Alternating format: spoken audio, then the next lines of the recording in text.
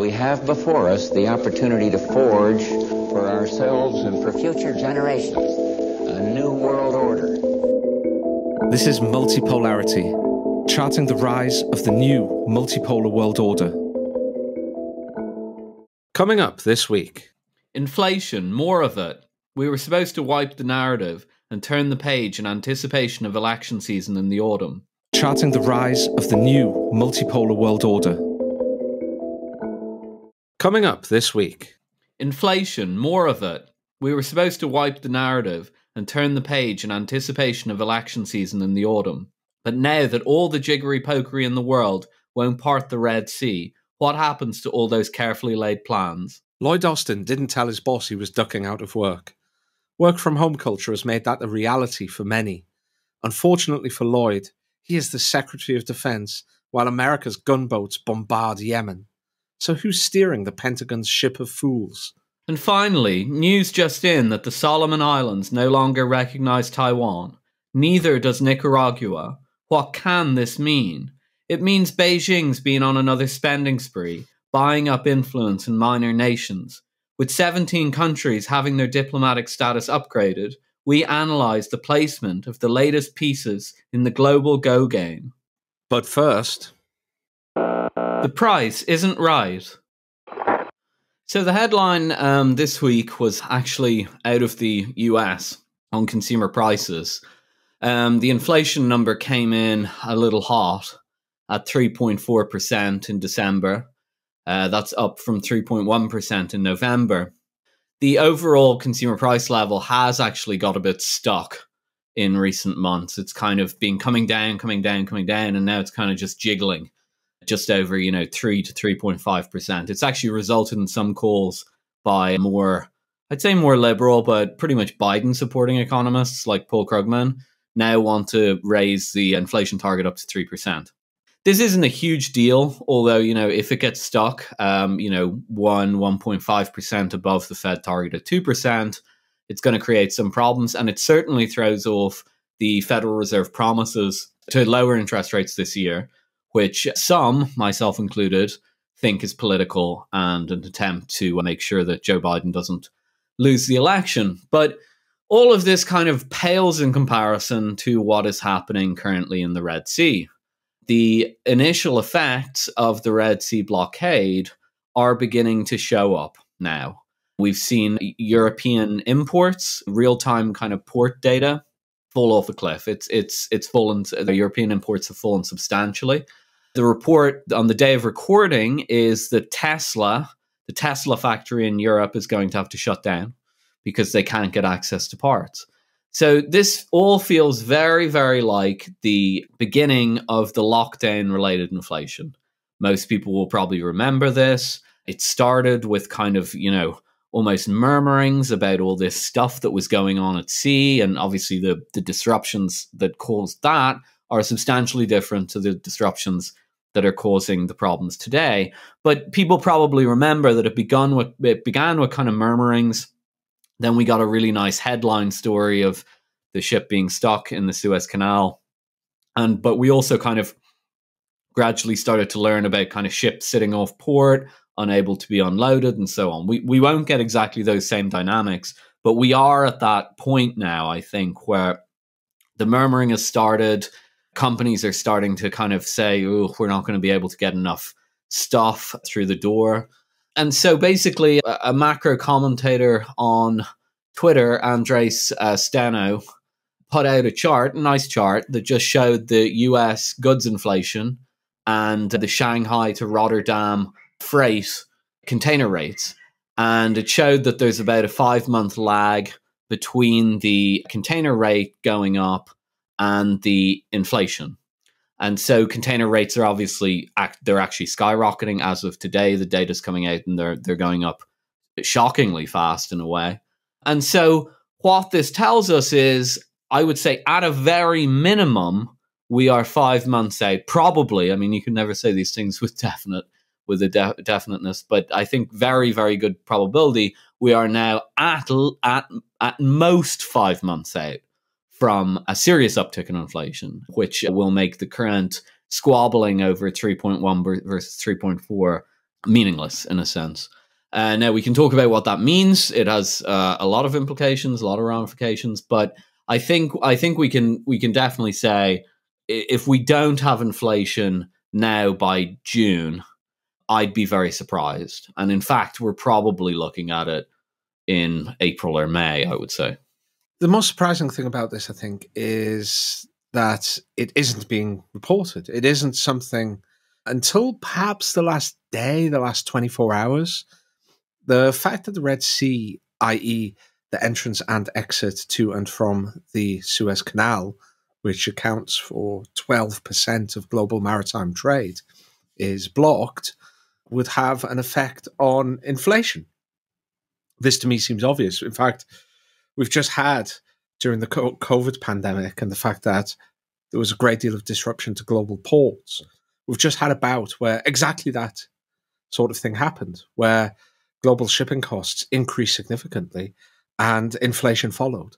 I'm not saying that, the two rise and fall in lockstep and there was a direct causal relationship, or that there was I am saying there was a direct causal relationship. What I'm not saying is that it was the only cause of inflation. But it's quite clear that this sort of thing has an effect. Much higher shipping costs, given the globalized world in which we live, and the fact that maritime trade is of paramount importance to that, is obviously going to increase the price of stuff that we buy in the shops, which is transported by sea. And other stuff will increase in response to that. It's not just all basic goods. A lot of components of other things that are made in, say, Britain are imported by the sea. And it's quite shocking from my perspective that the media has been so slow to pick up on this. I mean, these attacks in the Suez Canal and the disruptions in the Suez Canal were taking place before Christmas. And it's only now that people seem to be coming around to it. But, I did find that data very interesting, because when you looked at the chart, I think I'm right in saying that the shipping data was shifted forward, or the shipping costs were shifted forward 5 months. And when that happened, the two lines, shipping costs and inflation, they rose and fell almost exactly together. It was really quite remarkable. First of all, then, as our resident economist, why haven't people been reporting on this? Like, why on earth has such an important story not been reported on?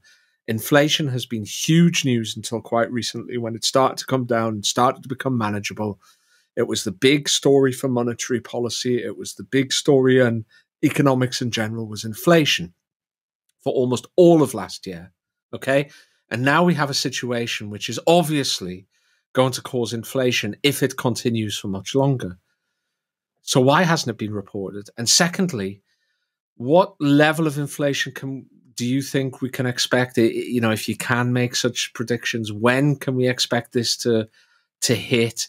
And what can we expect the response to be, and the effects of that response from central banks? Why has everybody been ignoring this? I mean, they haven't on Twitter, is the short answer. And I don't mean kind of random Twitter people. I mean what they call FinTwit, which I hate the term, but it's financial Twitter. There's better and worse people on FinTwit, I would say.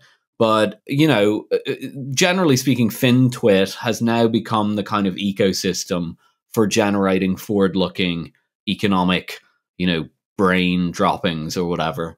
And as I said, I mean, this the graph that you just referred to, and I just referenced as well, is done by Andres Steno, and he's got 350,000 followers or whatever. Like, his graphs go around. He's kind of known as a graph guy. And there were some really good graphs that I think we discussed last week by Jim Bianco. Again, pretty big player. These people have a lot bigger Twitter accounts than you and I do, and they have nice LLCs, and they sell their research for lots of money to Wall Street firms. So the data is out there. I can tell you a minor, part that I played, I guess, in the drama this week. I highlighted that the Times of London was running a story that was highlighting the potential inflationary consequences of what was going on in the Red Sea pretty prominently. And of course, the Times, for those who don't know, is a very, it's a broadsheet. It's very kind of like the thing you'd see on the kitchen table. It doesn't really it's a serious paper, but it doesn't specialize in anything. And so them report, their wheelhouse isn't really like inflation. Like that's not, like they'll report inflation figures, but that's not their wheelhouse. So they should be kind of the last to get that kind of news. But they had a story on it, and I quote tweeted it, and I just kind of like put up a picture of the front page of the Financial Times. And I said, why is the Times reporting this and the Financial Times doesn't have it on its front page? And I, atted or CC'd or whatever you call it on Twitter, Rana Furuhar, who's the editor of the FT.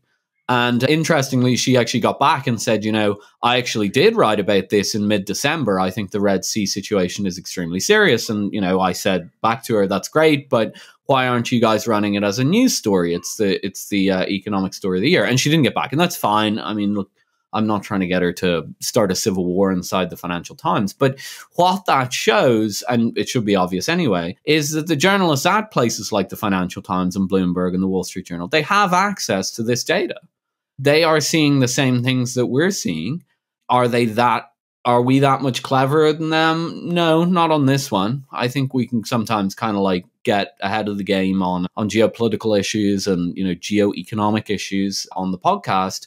But basic kind of supply disruptions, no, there's an ecosystem for that. There's a market for that. There's a lot of people focused on that. So no, we shouldn't be able to beat the market on that one.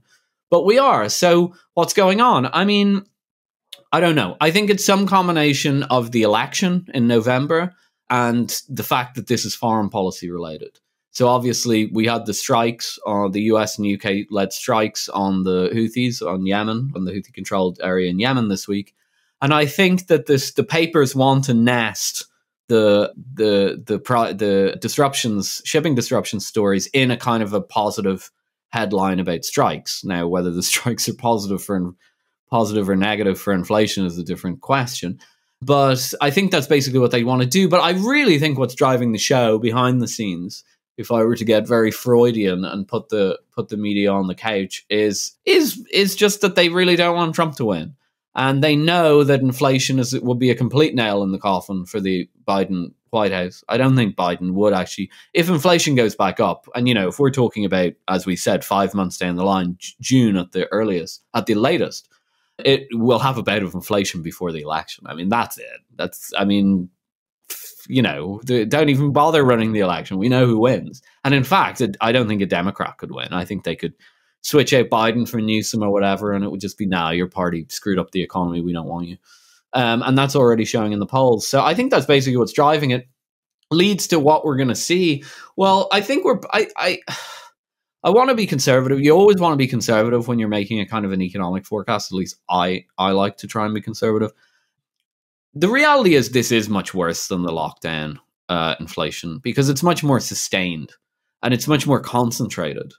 I think it will be worse than the lockdown inflation. That doesn't mean worse than all the inflation we've seen, remember, because we also had the Ukraine war component inflation going on, feeding in last year.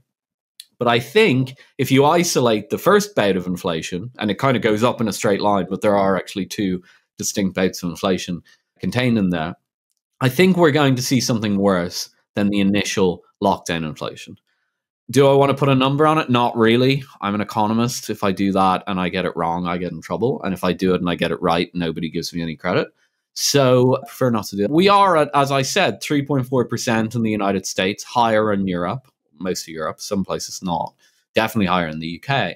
So you're starting from a higher base, right? And you're starting from inertia already in the system, inflation inertia in a sense. Like people are used to putting prices up. And so I do get the sense that, I don't think we'll go back up to the peak that we saw, whatever it was. Here in Britain, it was double digits, but we could. And I think we're definitely looking at above 5%, probably above 6, maybe 7. So yeah, pretty serious inflation. And then in terms of the reaction, well, the central bank has to react. They'll completely lose credibility if they don't react. They've made this move to highlight that they might lower rates moving into the election year. I think it's political, I'll be frank. But they won't be able to do that. They just won't be able to do that if there's any sense that inflation will go up, because they already burned their credibility, missing the inflation last time. So we'll probably get another round of interest rate hikes. And I think we talked about it on the show last week. I don't think the economy can handle it. But yeah, I mean, that's where we are. How long can the media continue to ignore this story? I do worry that they'll permanently bury it, actually, and they'll act surprised when the inflation comes along.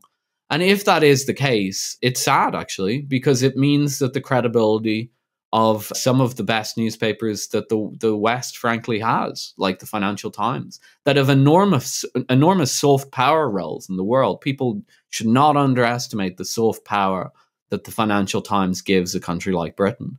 And they're destroying their credibility for very, very short-term gains, in a sense, for very, very, or not even gains, just for very short-term, political machinations or even geopolitical machinations.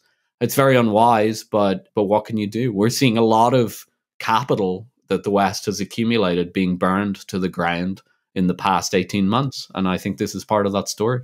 Yeah, I just want to add to that very briefly that I saw somebody mention on Twitter in direct response to our episode last week that the central bank's increasing interest rates in response to logistics bottlenecks or maritime bottleneck being shut, essentially, and therefore shipping costs going up, would be not necessarily the ideal tool with which to deal with that cause of inflation. Like, how can the Bank of England affect the global cost of shipping by raising interest rates? I think that's, an extremely valid point. And I think, central bankers always have to be cognizant of whether the tools that they have at their disposal are suitable for some of the economic phenomena that they might want to combat. One thing I would respond to with regard to that, and I would like really your input, is my impression is that because last time there was very much a supply chain and logistics component to inflation, and because the central banks said that inflation was going to be transitory, ultimately, the fact that they didn't deal with inflation and said it was going to be transitory, and it very much wasn't. It was really pretty nasty indeed until the Fed started absolutely hammering up interest rates. I'm not sure they would be able to repeat the same trick again. Ideally, what they would be able to say, an ideal world, inflation would be low. It would have been consistently low. And what they could say is like, look, this is a one-off thing. It'll go through the pipe. And the worst that will happen is shipping rates will continue to remain elevated forever, but ultimately that won't be a long-term cause of inflation because of the base effect. That would be ideal. But I'm not sure they could do that after the last round where they said it was going to be transitory. There was a logistics component to it. And ultimately, it really became a very sharp bout of inflation indeed. I think the other point with relation to that is central banks will be very cautious because of what's just happened. And I think you kind of touched on this before. Central banks will be really careful about inflation expectations starting to bed in at high levels. Essentially, inflation expectations becoming unmoored from their previous low levels and kind of reconnecting with planet Earth at a much higher level. Because, ultimately inflation expectations can become a bit of a self-fulfilling prophecy. People expect inflation to be high, so they start demanding higher wage settlements. Companies start increasing prices to cope with that, or companies just start increasing prices to profiteer, knowing that inflation expectations are high and it'll be easy to do. And these expectations in themselves can create or at least fuel or catalyze an inflationary cycle. I'm not sure what your view is on the argument that using monetary policy to deal with global logistics issues is kind of the wrong tool for the wrong job. I mean, I'll give you my honest answer and then my cynical answer. My honest answer is they're probably correct. I think central banks vastly overstate the amount of control they have over inflation. I think if you look at the recent bout of inflation, you can pretty much see the supply chain and then energy issues just feed in. And once those had done their work, inflation dropped.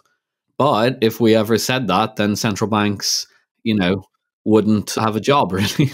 I suppose, how would I put it?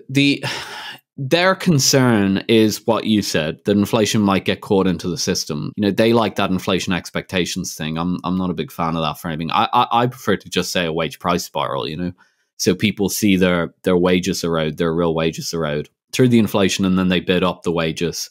And then the companies offset that wage increase with a price increase. And so central banks can say, well, we're very worried about that happening. And they'll frame that in terms of expectations. You're absolutely correct. But realistically, I think it's wage price dynamics. And, they say, well, if we don't raise the rates and that does happen, then that's really bad and we'll get in trouble. And people will say that we're bad at our jobs. And so that's why they raise rates. I think last time a wage price spiral didn't actually take hold in most countries. I think it did at least partially take hold, if not fully take hold, in Britain. But I'm not really convinced it did elsewhere. But that's my personal take. My cynical take is none of this matters. The central bank exists. And so they'll do it. And we gave them that mandate. And that's what they're tasked to do. And they'll do it. And they think, they pose as economists, but they're really politicians. They think in terms of credibility, constantly. Credibility. And credibility has almost become more important for them, at least since the Greenspan era in the 90s. Credibility, this idea of credibility, has become more important for central bankers than economics, as far as I'm concerned. And their whole life revolves around watching market reactions to what they do. I mean, I don't want to be cruel about central bankers. I'm sure a lot of them are smart people and everything like that. But it seems like a game of like narcissism or something. Like you're looking in a mirror and then another mirror, and it's infinite, and you're trying to judge, what the market thinks and what the politicians think, and suddenly you're like, well, you're not really an economist anymore, are you? You're sort of a turbocharged politician, and you constantly think in terms of what other people are thinking. You're thinking about yourself not from the position of what you think, but rather what other people might think you think, or whatever, and you get into this like logic spiral. Look, it's awful. I'm not a fan. I think the whole central banking system should be redone, but it is what it is. And so you have to take that kind of navel-gazing, narcissistic central bank behavior into account. And that will almost certainly this time, unless the politics gets overwhelming, but I couldn't really imagine that might happen, I suppose. But unless that happens, I think they're like 4 mirrors deep kind of version of themselves will get scared that they'll lose their quote-unquote credibility if they don't jack rates. Lloyd Austin's day off. Lloyd Austin, Secretary of Defense in the United States, it was checked into hospital. Walter Reed Military Medical Center, Walter Reed, where all the health-related political scandals that you hear about every year in America happens. He was checked in on December 22nd for a consultation with a medical team due to a prostate cancer diagnosis.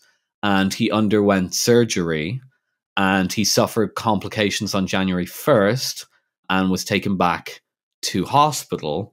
Now, no big deal. Man gets sick, fair enough. But he didn't tell anyone, apparently. No one knew he was gone. The problem here is that we have to distinguish. You often hear about these things, and frankly, it's not the sort of thing that we cover on Multipolarity because it's not interesting in a sense. Political machinations have never particularly interested me. I don't think we talk about them much on the show.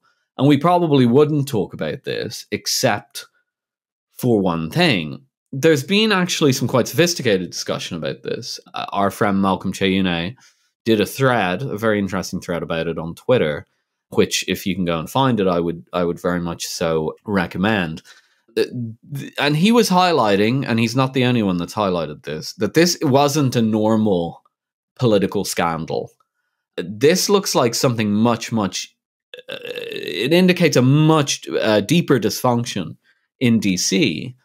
I mean, the first thing to say about it is Lloyd Austin is technically in charge of the military as Secretary of Defense.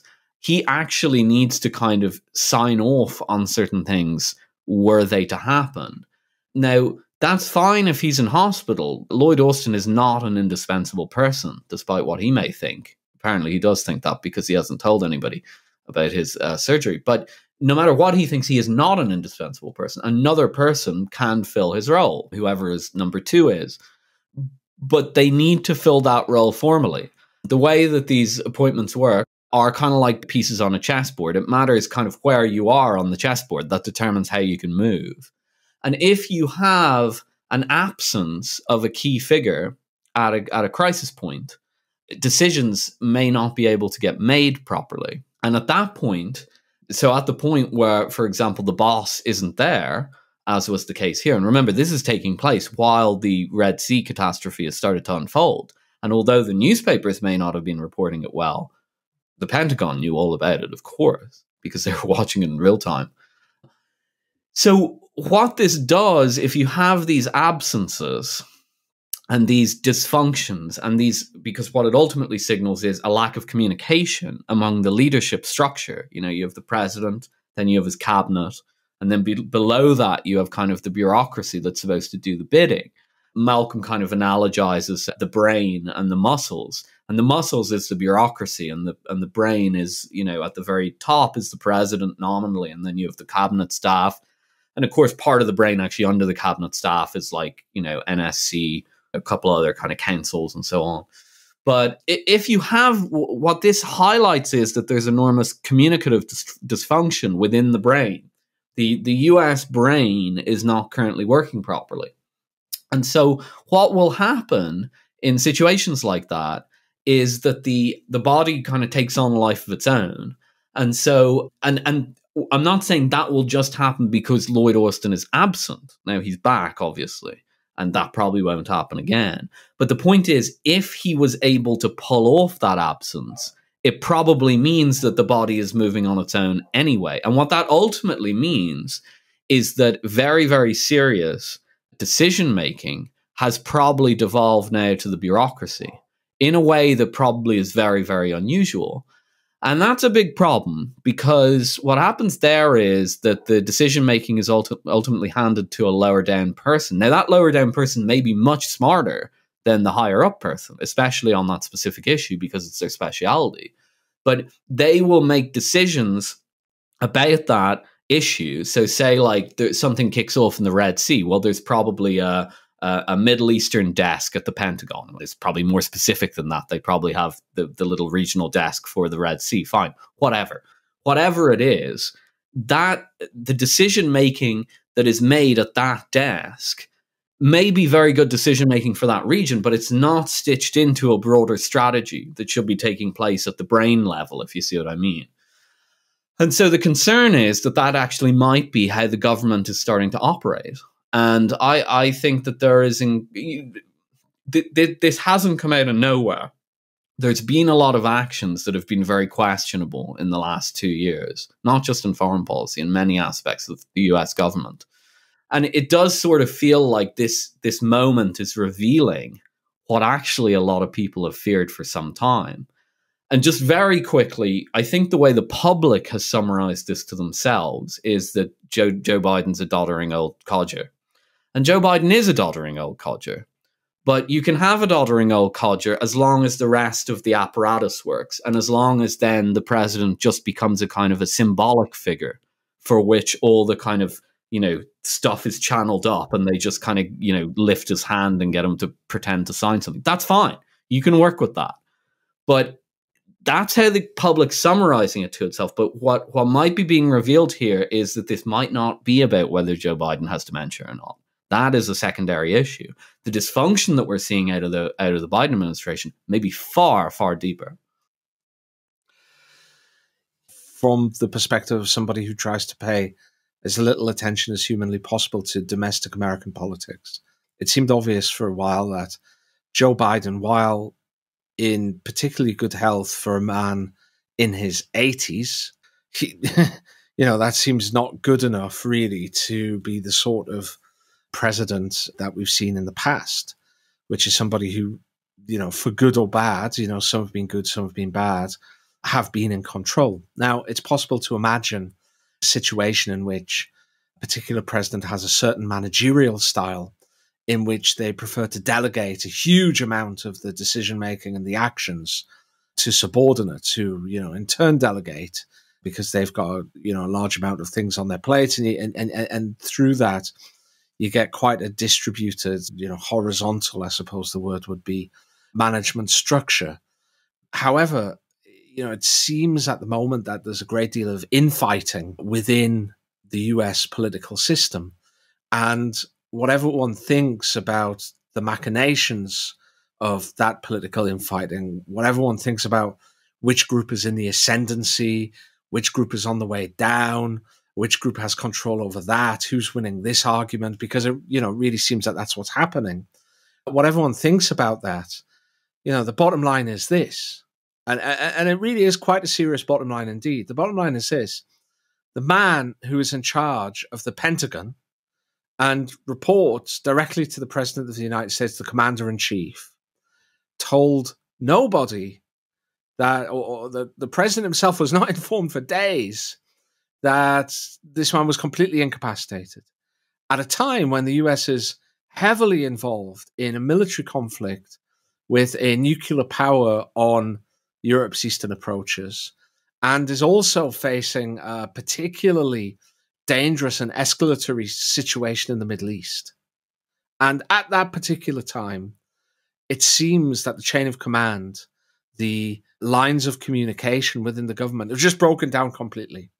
So whatever the reasons for this, whatever the machinations, the political infighting, the stilettos being sunk through the ribs, whatever's going on there, that's the bottom line, that there's been a serious breakdown in lines of communication and chains of command within the US government, to the extent that the man who's in charge of the Pentagon, reporting only to the President of the United States, in theory, just went AWOL for days. The president didn't know.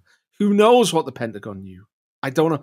But this seems like a really serious story. I mean, it's not like we're talking about, 1995 here. I mean, this is a really inflammatory global situation at the moment. And it seems quite worrying indeed that this happened at this time. Yeah, just let me give you the concrete example that Malcolm uses in his thread, just to really clarify what the issue is here. Malcolm argues, and I think correctly, that Operation Prosperity Guardian, the task force that was sent to try and sort out the blockade in the Red Sea, which was a failure. I mean, now we've had the airstrikes and so on in Yemen, and that pretty much admits that Operation Prosperity Guardian was a failure. We've known that for a while. We called that a couple of weeks ago. Well, CENTCOM, the Central Command, US Central Command, which is in charge of the military in that region, wasn't actually very happy with Operation Prosperity Guardian. Again, we don't really have a monopoly on the analysis here. We just have the advantage at Multipolarity podcast of being able to say whatever we want. There are plenty of people in the US military that probably know, at a command level, who know when these decisions are complete clown shows, right? So CENTCOM wasn't actually very enthusiastic by all accounts of Operation Prosperity Guardian. They pretty much knew what we knew. Malcolm gives the example of the fact that the US Navy withdrew the USS Ford aircraft carrier. And a lot of the kind of critical people about, American foreign policy were like, oh, this must be a political pressure tactic on Israel. They're removing the carrier, and that there must be kind of like four-dimensional chess going on. And Malcolm made the point, and I think he's correct about this, no, that probably didn't happen. What probably actually happened was the Navy used a technical excuse, and the technical excuse was basically that it needed to be refitted or resupplied or something. And they just pulled it out of the region. And why did they do that? Well, they said to check the box, it needs repair or it's not fit for the mission. But in reality, they didn't like the mission. They didn't like Operation Prosperity Guardian. They thought it was stupid. And they decided, this is a stupid operation, so we're going to just say it needs a resupply. Maybe it does need a resupply, fine. And we're just gonna remove it. Now, in a functioning... Now, I'm not saying they were wrong to do that. In fact, maybe they were right. But, if you have an overall grand strategy, then you may not, as the leader in that little contained silo, see what's going on in other silos. So it can actually be very deleterious, especially if we get involved in a more complex war situation, which, by the way, we are in the Red Sea at the moment. The point here is, who do you have to ask to do that? The reality is, in CENTCOM, nobody has to ask. They tick a bureaucratic box. That's how bureaucracies work. What typically happens when the brain is functioning, the political brain is functioning, is that the White House or the Secretary of Defense will communicate to the White House that this is happening. They'll say, yeah, the CENTCOM have just said that they're pulling the USS Ford out of the Red Sea, and they're saying they're doing it for repair reasons. And the White House and the Secretary of Defense will go, well, I don't really buy that. We know those guys aren't keen on Operation Prosperity Guardian. Do you buy this? Does it really need a repair? Can it not stay there for another 2 weeks? It can stay there for another 2 weeks. And then the leadership, the brain, goes and gives gives them a slap on the wrist and says, guys, don't try that. Don't try that little bureaucratic box ticking. You get back out there and sail around. And it's not your job to make calls on where the Navy should be. You're just supposed to be commanding the Navy. And that's how it's supposed to work. That's kind of what Malcolm's saying. Now, imagine if that level of dysfunction is taking place, which it clearly is, and we get something really complex, right? Where a bunch of different departments need to be communicating with each other, even on a military basis, like the Air Force needs to communicate with the Navy. These guys always have different bureaucratic agendas. And if the brain isn't working, things will get very chaotic. If you want to manage a complex situation, any complex situation, from a corporation to a war, you really need top-down control. And the strategy needs to be set at the top. And then all of the infighting that you see at the lower levels, you need to be able to identify that, and you need to go in and stop it. And the scary thing here is that may not be happening in Washington at the moment. And this might actually explain more of current behavior than, for example, the kind of four-dimensional chess interpretation, like, oh, they're pulling back the Ford because they're putting pressure on the Israelis.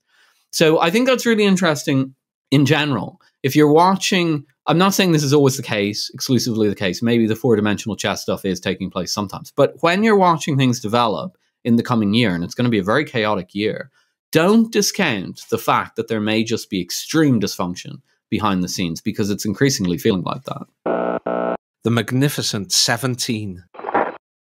Bloomberg reported a very interesting story about China, that China last year upgraded its diplomatic relations with a record 17 different countries and regions. Now, this is a pretty important story, and it's a pretty important story to get to grips with, because as the world moves towards multipolarity, as the world moves towards increased security competition, it's stories like this which give us a glimpse of the direction which China is moving and the way that the world is kind of bifurcating into different camps. So just in a little bit more detail, China upgraded, I should say, relations with 17 countries. So very quickly, they were in Asia, Kyrgyzstan, Turkmenistan, Singapore, Georgia, and Timor-Leste. In Africa, Gabon, the Democratic Republic of Congo, Benin, Zambia, and Ethiopia. In the Middle East, Palestine and Syria. In the Americas, Venezuela, Colombia, Uruguay, and Nicaragua. And in the South Pacific, the Solomon Islands. You'll notice there that all of these are emerging markets. They're developing countries.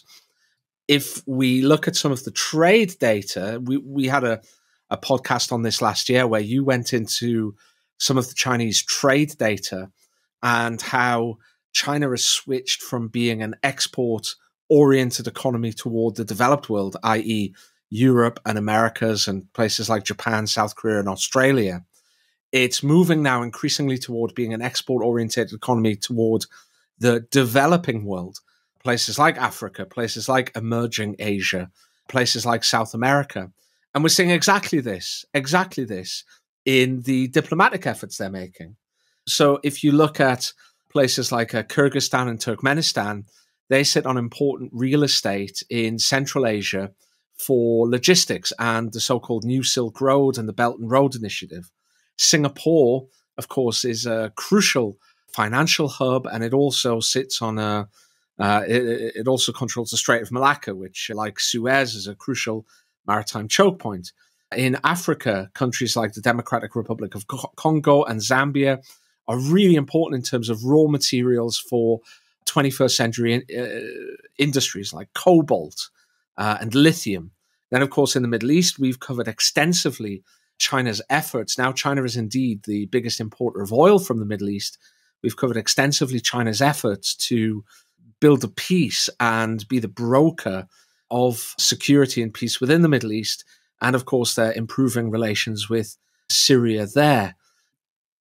Solomon Islands might seem a little bit strange, but it's a crucial bit of maritime real estate in the South Pacific.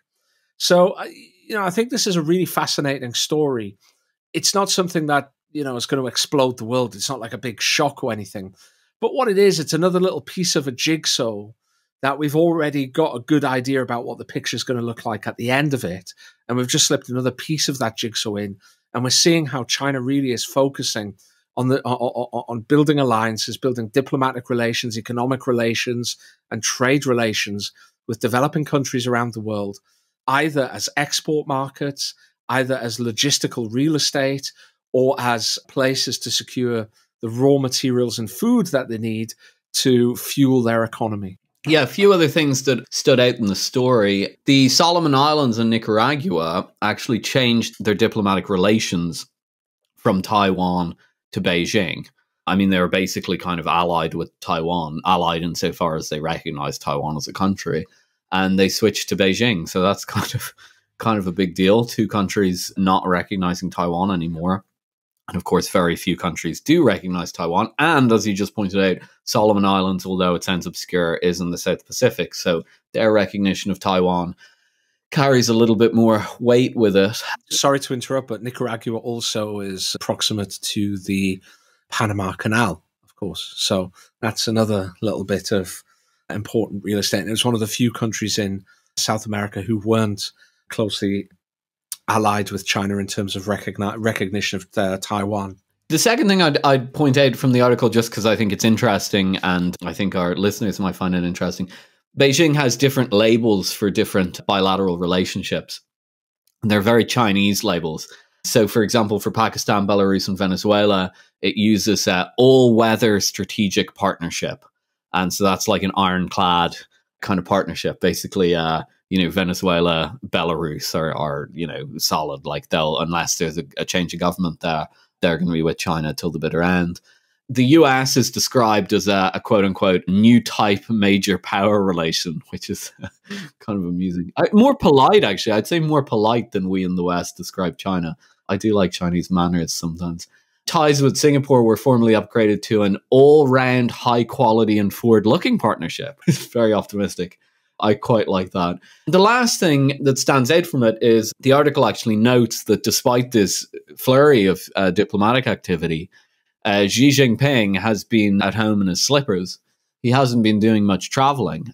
His travel schedule has dropped significantly since the lockdown, since 2020. And yet all of these relationships are taking place. Well, why is that? Well, obviously you can use your noggin on that one. He's not going elsewhere. People are coming to China.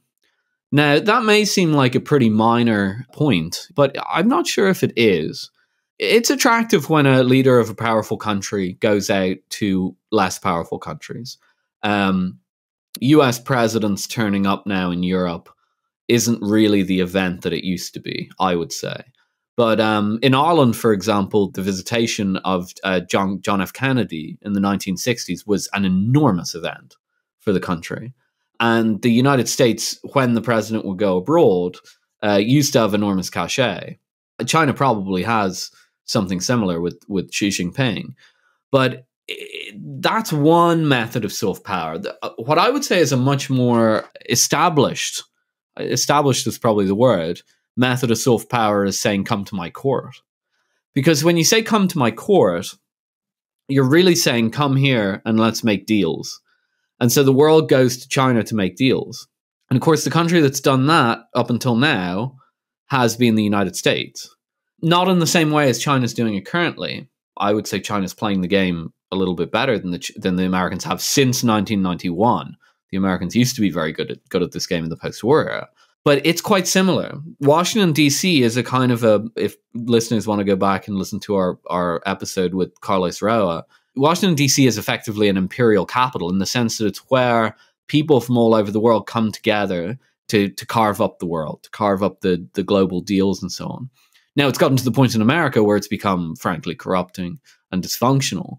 But if you manage that properly, if it's not a scrum, D.C. has become a scrum, sadly, but if it's not a scrum and it's more like you attend the emperor's court and you ask for favors, that's a very powerful relationship. And that feels to me from reading the article like the model that the Chinese are taking, which is very historically Chinese. The last thing I'd say is, although America used to be far better at managing this, I think probably between 1945 and maybe 1991, actually, probably, they never managed it quite like that. you did sort of go to the court of the emperor, but you never really went to the court of the emperor. It was still a little bit of a scrum that was managed from the top. The court of the emperor model is the classic historical one, and it strikes me as very powerful, and it's got a lot of powerful symbolism to it. And if you understand that, and you go and you look at the photographs and so on of foreign leaders visiting China, I think they'll make a lot more sense to you, and the aesthetics will be immediately quite striking.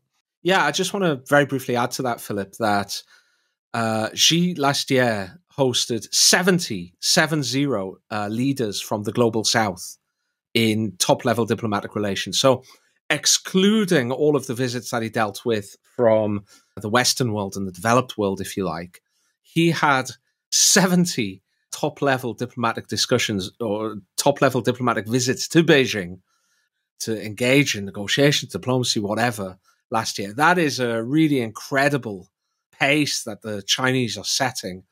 And I think it's important to note that because it shows just how hard they're working and the sort of diplomatic action that we're going to see increasingly as the multipolar world develops. Countries are engaged in extremely serious security competition at the moment. And the pace of diplomacy and the horse trading that goes on in diplomacy and the skill of the diplomats themselves will be raised from here. And we're already seeing that with China.